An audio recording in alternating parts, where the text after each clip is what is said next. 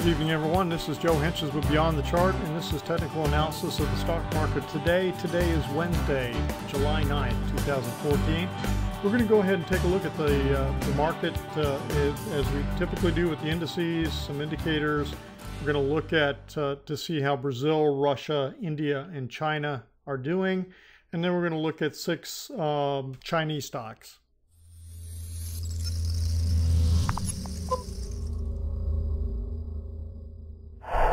Okay, the Dow was up 78.98 points today after being down well over 100 points yesterday. You know, we're down from Friday. What day is it today? Start to lose track, actually. We are down from Friday. So we had Monday, Tuesday, and we had the video Monday night. So we had this little pause. So the last 2 days is this little action in here, okay? So the big move was yesterday's, and we got the close below the 10. We bounced back up. I'll write about this a little bit in the post. To me, the key is going to be the next few days, okay? And I think we're going to know in the next 2 to 4 days, maybe 3 to 4 days. So, and the reason I say that is because, again, I talked about this move being similar to this move, being similar to this move. Okay, so then this move, this ABC thrust down is what we're in. This ABC thrust down is what we're in right now, okay, coming out of this this move. So now the real question is, you know, okay, here's the first up day, just like here, you know, 2 days down, first up day. And we had this. We got 2 up days, 2 up days, then a downdraft, 2 up days, and then 2 downdrafts. So the real key is going to be, what do we get? Do we get, you know, after the next 3 to 4 days? Like here would be next. Here's day 4, and actually may take a little bit longer than that. It may take 5. We're going to have to see. Do we break down? Do we break down and close below these? Do we get down below this 55? What kind of action do you get in the next 3 to 5 days? And I think that's really going to tell you either we're going to break down, or this thing is changing into something else and it's going to just, you know, maybe go sideways or continue to push higher. So that's what we're watching real closely here. S&P 500, not a whole lot more to talk about in here, except, you know, we got the move down yesterday, and a little bit of a bounce back on the inside in here today. We still got the divergence. The divergence hasn't gone away. Same thing in New York Composite. The divergence hasn't gone away. Okay, so we're still sitting here. We're getting the close below the 10. We've gotten the close below the 10 a couple other times, and then nothing materialized. So it's going to be critical to see what happens in the next couple of days. The Nasdaq, you know, we've got this point where this was resistance and now is becoming support. It's where it stopped yesterday in the sell-off. So if we get a breakdown below this point, below yesterday's low, I think that's pretty negative for the Nasdaq. And we'll just have to see whether or not that's going to hold. And the Russell 2000, you know, again, coming off of this, I can almost make the case for 5 waves in here. I looked at this pretty long before I started this video. I really think we do have 1, 3, 4, 5 in here. 1, 2, 3, 4, 5. So there's a good chance that this is the high. This is the 5th wave. We'll just have to see whether that's the case or not. This day was slightly higher than this day. You know, pretty strong downdraft in the Russell 2000. You know, people are talking about how the Momo stocks are getting smashed again. Well, they really smashed some of them on yesterday, on Tuesday, and I remember looking at the screen at one point, and I saw half a dozen out of like 44 stocks that I had on the screen, a half a dozen that were down 7% in a day. So, I mean, they were really smashing some of these stocks yesterday. Okay, let's take a look at the indicators. This thing is still not giving us an extreme reading, the short-term trading index. So it's just amazing how it's just continuing to stay in the middle in here. The volatility index pulled back down a little bit, as you would expect when the market's up. Volatility index pulls back down, although it didn't pull down much. And we got this type of little pullback in here. When I see this, I get a little suspicious because I think the next day is going to be up. It's either going to be very slight up or it's going to be more than that. Sometimes it's hard to find. So like, see how it's like a fish hook in reverse. It's like an upside down fish hook. And you know, usually when I see that, I start to think, well, the next day is that the VIX is going to be up, which would mean that we have some selling tomorrow. So I don't know. We'll have to see. All right, let's, and I don't have the high-low in here for tonight. We'll take a look at that on Saturday and see if there's anything different. Let's go ahead and take a look. I want to take a look at Brazil. Brazil 50 index. They haven't committed Harry Carey yet after losing yesterday. I think it was yesterday or Monday. I can't remember which, but yeah, that was a pretty strong thumping that Germany gave Brazil in the World Cup. And I don't know, they sold off a little bit in here, but it's still up over the last week. You know, after this little downdraft. So not a whole lot more to read into it. You know, don't want to spend a whole lot of time. It's really trying to get a perspective as to what might be going on with some of these various countries. I mean, Russia's continuing, it's going sideways. You can almost say it's got a little bit of a wedge action going on in here. I don't know if that's really what's happening, but that was my first thought when I saw this. You know, is this kind of like a little final wedge or ending diagonal of this move? You know, it's definitely running into this overhead resistance up in here. Now, it may break through and move on up to higher highs. I don't know, but that's what it's fighting right now. And India sold off the last 2 days.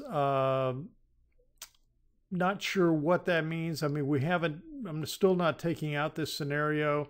What it does mean is this can't be a little I3 and a little I4, because little I4 cannot overlap little I1. Remember, 4 cannot overlap a 1. So that's a rule. You always start to think, you know, you just start to stage in the rules. You step it through and say, okay, well, then that's, you know, that scenario couldn't work. So now this could be something else. We'll just have to keep watching it to see if it stays above this point or whether it breaks this point. Right now, I mean, it's in a pretty solid bullish trend, getting a little bit of divergence in here, starting to creep in. Boy, I hate when that volume chart does that, just distorts everything. But yeah, you're getting some divergence here, you're getting some divergence here. So we could have something that's ending, and then we are going to have to reevaluate what our wave count is in here. Maybe this is a wave 3 ending up in here. We'll have to see how that plays out. And then the next one, the last one on the countries, is Shanghai Composite. And boy, China had a big down day today. They sold this off. It's closed below what, 1, 2, 3, 4, 5, 6, 7, the last 7 days. So lowest close of the last 8 days. This just doesn't look strong to me. I mean, this could just be a simple little pullback, but that's a pretty strong downdraft in here. Well, when I look at the bigger picture, I still just feel like this thing is struggling to get out of this area, and it just doesn't seem like it's got the power to be pushing up. But we'll have to watch and see. If I had to bet, I would bet this is going to break down. That would be my guess. Okay, that's Brazil, Russia, India, and China. And by the way, I just saw the results that I just actually saw the final penalty shots of the Argentina game. So Argentina beat the Netherlands on penalty shots. So that was pretty dramatic. And Argentina and Germany should be a pretty good match. Okay, let's get into the China stocks that we've got. Start off with C-Trip. C-Trip's running in a little bit of divergence in here. So this is looking like it wants to pull back. I'm not issuing any kind of a trade sell signal or anything right now. Everything's still aligned. I've still got a bullish count in here. We'll have to see whether if we can get a close back above this 10 or not. The divergence is telling me that maybe something else might be up. So that's just our look at CTRP. I mean, it still looks pretty nice other than this last little move getting the divergence. Melco, where's Melco Crown? Okay, Melco Crown ran into this resistance up in here and has sold off pretty strongly. We got stopped out, I think it was in here, and you know, and rightfully so, because it continued to sell off down. Now the real question is this just a pullback? Because if you look at this move from here to the high here, it's retraced 50%. So it's pulled back 50% of this move. So that is a reasonable pullback of an up move. The only problem is, I mean, I'm not counting 5 waves in here, or it's not easily visible as a first impulse wave. So I'd have to sit back and say, well, then maybe this is wave 1, 2, 3, 4, because this did not overlap here, I don't think. Let me take a look. It's pretty close, so I don't. We'll have to see. The signal to me that this wants to continue up is to get back and close above the blue line, the 10. So that's what I'll be watching. I'm not seeing a strong enough setup to sit back and say, hey, I want to go short this right now. So I'll be watching for a close back above the 10. QIHU 360.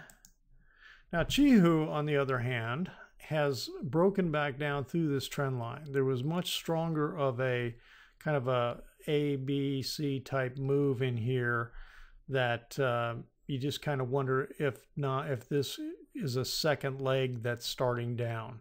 You know, like a leg 1, a leg 2 with a 2-part leg, and then having a third move down in here. That's just my suspicion right now. Again, though, you know, the 21's above the 55, the 10's above that. So I'm hesitating with this because it could be just sideways in here, because you could make the case. So this is why I'm not jumping in and saying, okay, I want to, it's just not super clear to me. You know, I'm not jumping in to say I want to go short on this, because you could sit back and say, well, maybe we got a little trading range going on, you know, in here. Maybe we're just bouncing around in here right now. Now, if we get a close back above the 10, I might say, okay, this looks like maybe it wants to go. Now, if the 10 crosses below the 21, then I'll be rethinking, because when you get a cross, like a moving average cross, usually that's a signal that a stronger move is happening. Sometimes you'll get some whippiness in it, but you'll notice see how the moving average crossed right in here, and it didn't cross again till over here, and it didn't cross again to down here, and now it looks like it's trying to pull back, but it hasn't crossed yet. So the only thing about moving average crossovers, playing the moving average crossovers, and I'll just mention this and then move on, is that, you know, a lot of times it's a big lagging effect on them. But it is also a good indication of that you're on the right side of the move. I mean, look how the moving average crossed above the 10 exponential moving average, crossed above the 21 simple moving average, and it stayed above it for this entire time. You know, so it told you that it was still, you know, the bull move was on, and then it didn't cross and tell you that the thing was running out of power until right up in here. But then you also notice how we just started getting whippiness as we chop sideways. So you just have to be careful, especially after extended moves. When you've had extended moves, you need to expect sideways consolidation at best. So it's just something to keep in mind. Okay, the next one is I think it's JKS. Jinkosolar holding. Now, Jinkosolar, I still think this is putting in a large top up in here. And I've had this line, I extended this out just a little bit before I started the video, but this still looks like a big right shoulder to me. It has broken this trend line in here. Good move to the downside, 3 days down. And again, we don't have a cross on the moving average yet. And a lot of times what happens is you get the cross, then you get a pullback. And so if you're going to play the cross, sometimes it's nice to just wait and play the pullback and then go short if it's crossing to the downside. So I mean, but you know, again, there's no one standard rule that fits every situation. So right now, I think this is looking a little bit more like this is wanting to break down, and I would not be surprised to see this continue. The next one is SINA, and then the last one is YOKU, I believe. All right. I was looking at this. Okay, no divergences showing up on the move to the high side, but it then pulled right back very strongly to this trend line in here. Okay. And this just looks like a corrective type move. I mean, it just looks like a kind of overlapping, choppy type move to the back, to the upside. Kind of a counter trend. If the trend is down, kind of a counter trend type move, and then now you're getting, you know, the strong move to the downside with the trend. So again, we've had I guess two down days in a row. This one was down. We were slightly up today. What? Up 10 cents. No big deal. And it's a doji bar. Now again, on this thing, it could be trying to turn.